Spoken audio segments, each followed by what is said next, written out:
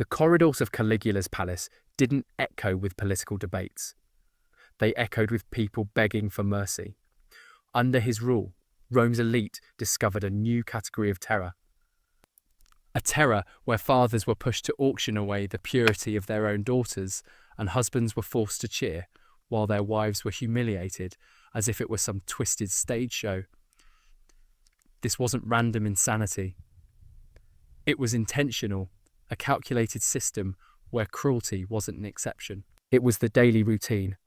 All of it was logged in official records, listed like any mundane expense of the empire.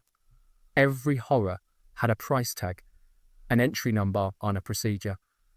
And through this mechanism, the greatest empire of the ancient world bowed before a machine of organised depravity. To understand how Rome reached that point, we have to rewind to the moment a smiling young man was hailed as Rome's great hope. Before we dive deeper into this descent, please help this small channel grow. Hit the like button and subscribe so you never miss any of our darker historical explorations. Gas Julius Caesar, Germanicus, known to the world as Caligula because of the little soldier boots he wore as a child, was the adored son of a beloved Roman general. His ascent to power was welcomed like a miracle. People celebrated for a full 100 days. To the crowds, he represented the continuation of a legendary dynasty. Senators finally relaxed after the suffocating paranoia of Emperor Tiberius. And nobody imagined that this charismatic, well-educated, charming young man would become the mastermind behind the most structured system of moral corruption Rome would ever witness. His early years were a blend of privilege and trauma. He was raised among soldiers revered by the legions who worshipped his father. But he also witnessed the darker side of imperial politics, the suspicious death of Germanicus, likely through poison, and the destruction of his own family. His mother, Agrena, the elder, was exiled, and his older brothers were executed or locked away. Caligula survived by playing a role harmless, foolish, non-threatening. Growing up in Tiberius's palace taught him a critical lesson. In Rome, survival depended on deception, and he became a master at pretending. When he first took the throne, everything looked promising. He cut taxes, released political prisoners, put on spectacular public games, improved infrastructure, built aqueducts, repaired major roads, and rewarded the legions. Rome adored him. Women scattered flowers in his path. Children sang songs praising him. Senators, the same men who would later tremble at hearing his footsteps, fought for moments of his attention. It felt like Rome's golden age had finally arrived after years trapped under Tiberius's fear-driven rule.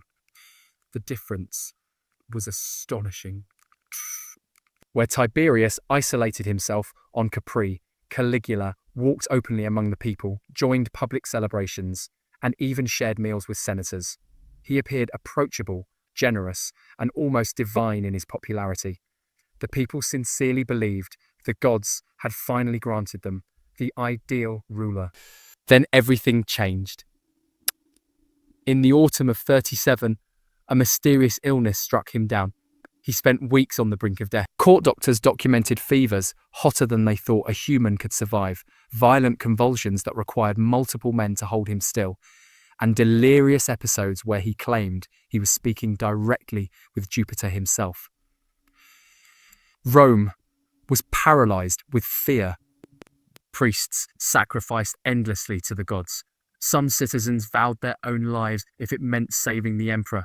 And when he finally opened his eyes, something fundamental inside him was different. The first sign was almost subtle. He commanded that every statue of every god in Rome should have its head replaced with his own likeness.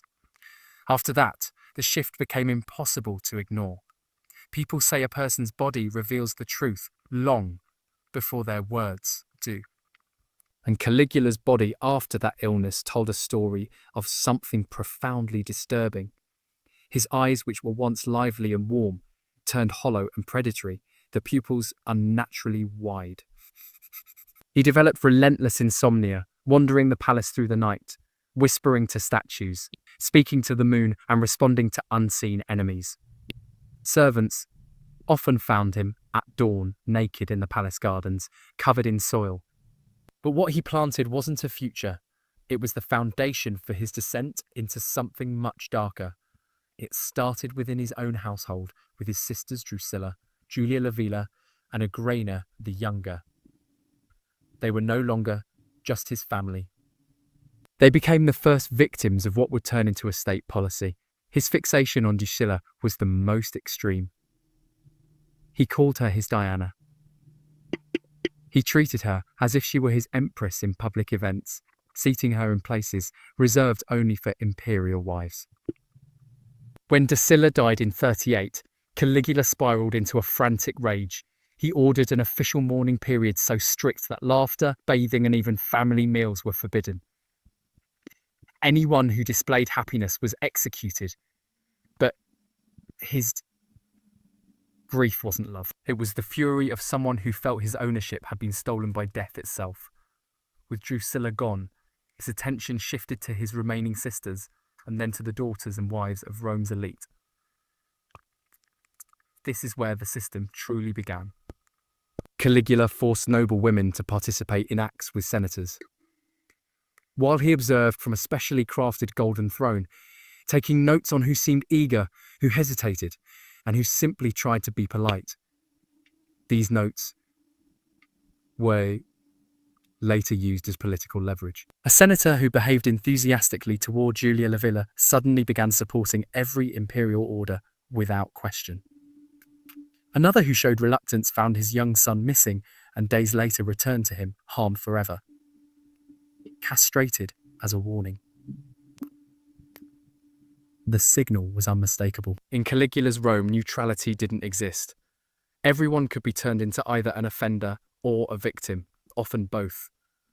Roman physician Lucius Screber left behind writings hidden for centuries in a villa near Pompeii, detailing how Caligula forced him to examine noble women and girls, assessing their fertility and their ability to endure repeated use. These examinations were humiliating, performed in front of the emperor himself, who asked invasive, degrading questions about each woman's body. This wasn't spontaneous cruelty. It was organised, bureaucratic, executed with the same precision as a census. Rates and fees were standardised. Caligula had transformed personal depravity into a government structure. A machine designed to crush dignity, eliminate resistance, and turn Rome's nobility into obedient instruments of his power. 16 tercios for a night with a senator's wife.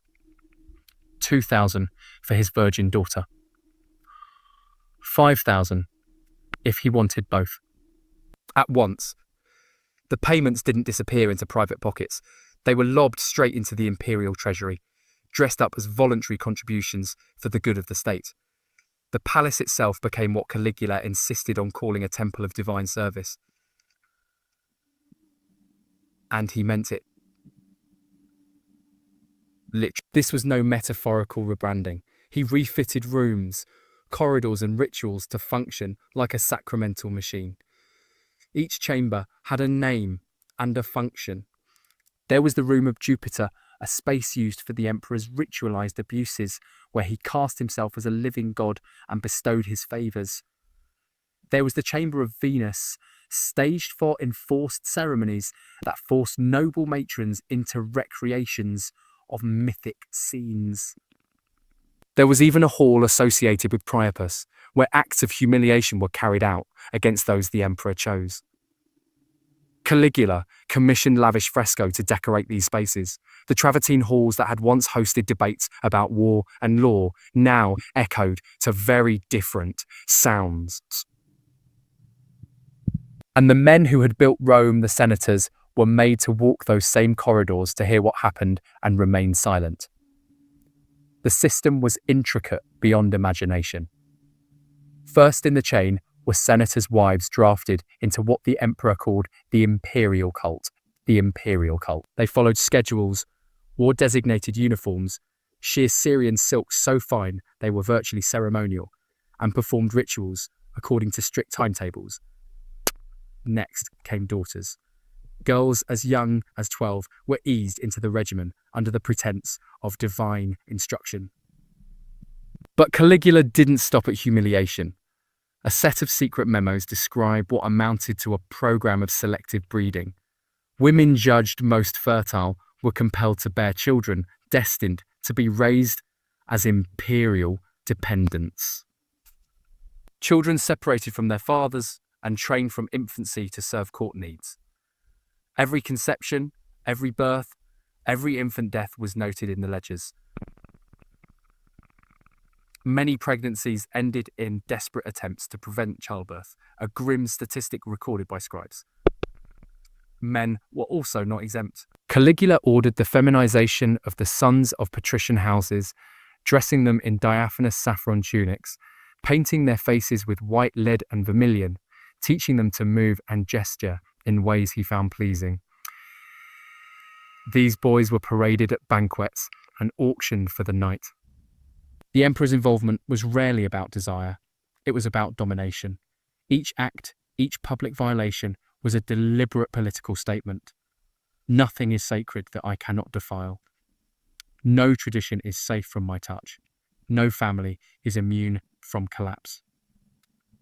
Perhaps the most savage innovation was how he enlisted families in their own ruin. Many parents were forced not just to witness, but to collude. Torchbearers in processions, signatories on contracts, consenting to the service of their wives and daughters. The Senate was pressed to pass laws that cloaked abuse with religious legitimacy. One such statute declared the emperor's body sacred, framing any union with him as a form of worship. It was legal architecture built to sanctify the emperor's violations. And Caligula discovered a cruelty beyond physical force, coercive complicity. He didn't only attack families from the outside, he turned them into instruments of their own destruction. Senator Cornelius is a case in point. When summoned to hand over his wife Libya, he stood up in the Senate and refused. It was a public act of defiance, brave but fatal in its consequences.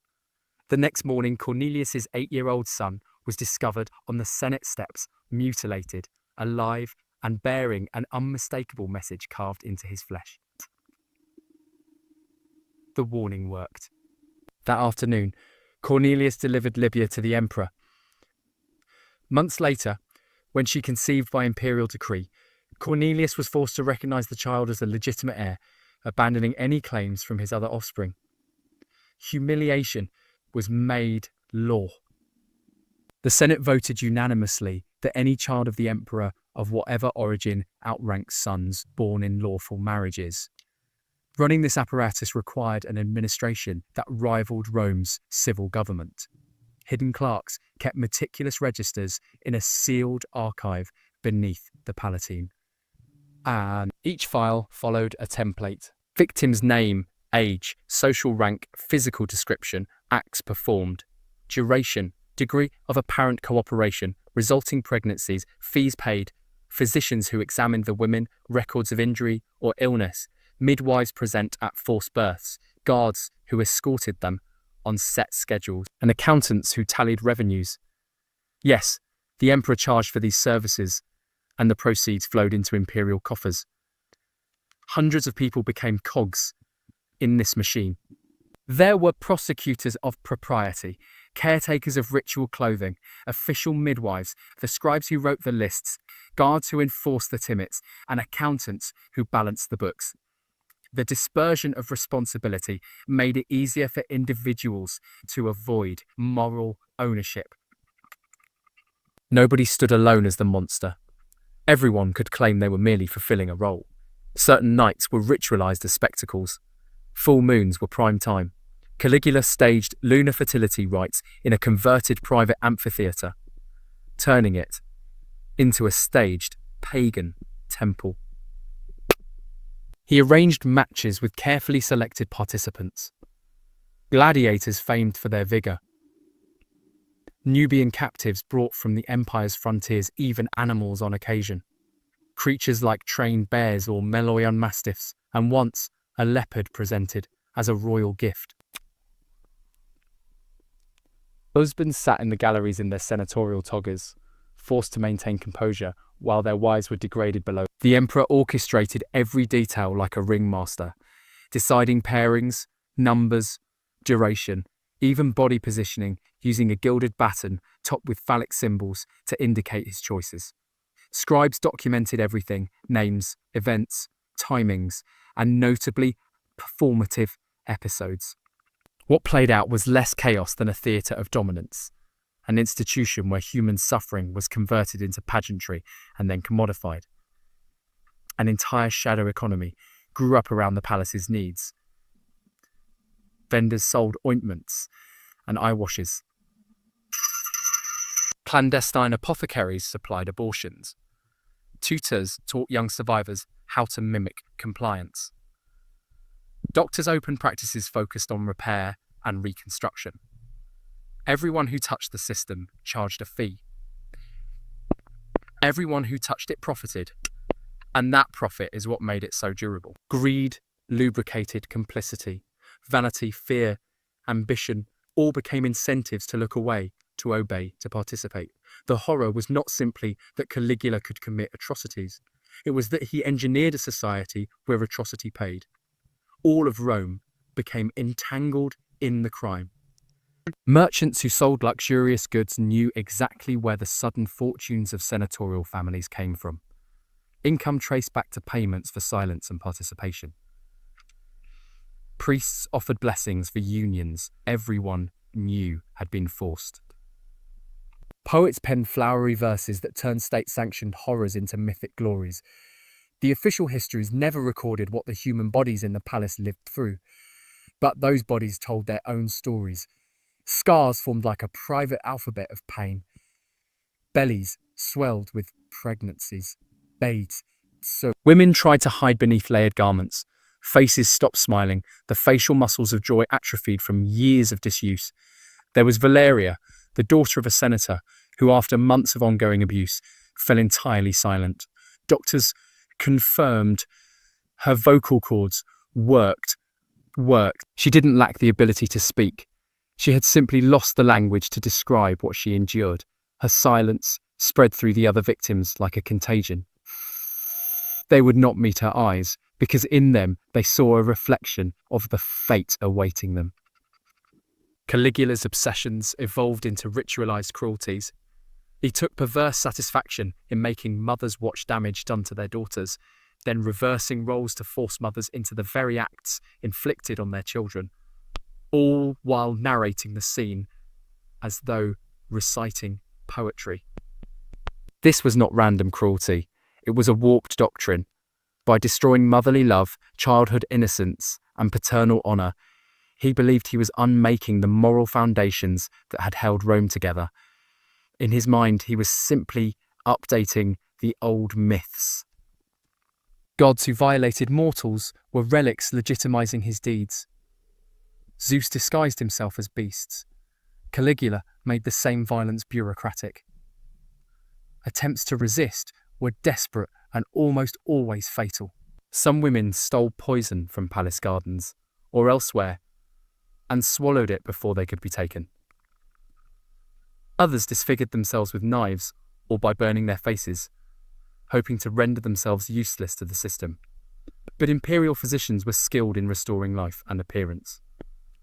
Many suicides were reversed and returned to the spectacle, often punished with extra public humiliations to deter others. Those deemed spoiled by mutilation were not spared either. Caligula declared that beauty was irrelevant to divine service and sometimes used disfigured victims as parts of the spectacle, arguing that ugliness made the ritual more pure. There was, in short, no true escape. Those who tried to flee were hunted down by informants, and the imperial secret police dragged back for exemplary reprisals that often involved their whole family. The imperial archive swelled with entries, thousands upon thousands of records, each more detailed than the last. Every violation had a code, a category, a subcategory. There were forms to be filled, protocols to be followed, hierarchies to be obeyed. The bookkeeping of Atrocity became as exacting as the ledgers of taxes and censuses. Caligula sometimes showcased the ledger itself as an instrument of terror. He would read selections aloud in the Senate, selecting names and entries at random, forcing fathers and husbands to hear the clinical descriptions of what had been done to their wives and daughters. Entry 346. Julia, wife of Marcus Antonius. 4 hours, 6 participants. Pregnancy confirmed. Public disgrace was part of the sentence. The emperor was creating collective memory of the trauma, making sure Rome would never forget what absolute power could do.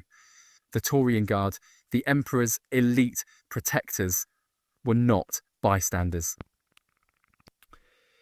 They were embedded in the system, often rewarded with victims after imperial use. Participating in the rituals and guarding the corridors, they became complicit administrators of the emperor's will. One such man was Cassius Scheria, a veteran soldier who had been mocked and humiliated by Caligula. The mocking was petty at first, taunts at his voice, orders to perform demeaning tasks. But humiliation piled on humiliation until something in Scheria snapped.